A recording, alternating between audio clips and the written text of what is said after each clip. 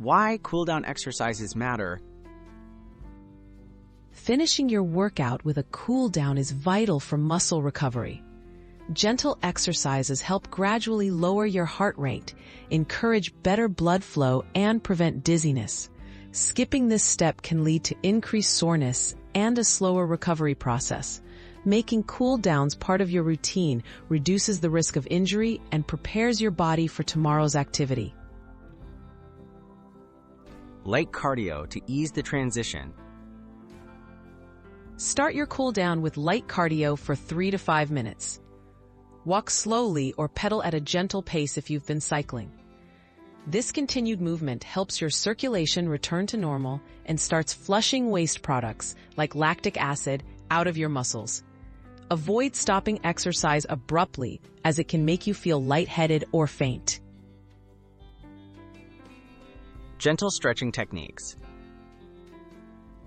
A static stretching after exercise increases flexibility and relieves tension. Focus on the major muscle groups you worked, such as thighs, calves, back, and shoulders. Hold each stretch for about 20 to 30 seconds without bouncing.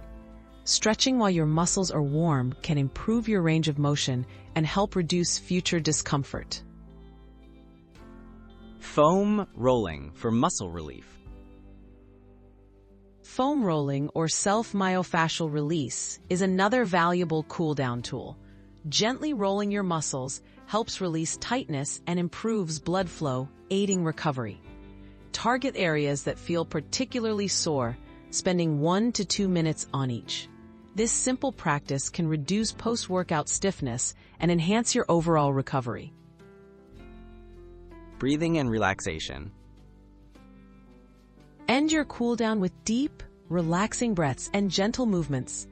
Focused breathing lowers stress levels and helps your nervous system shift into recovery mode. Try sitting or lying down, inhaling slowly through your nose and exhaling fully through your mouth.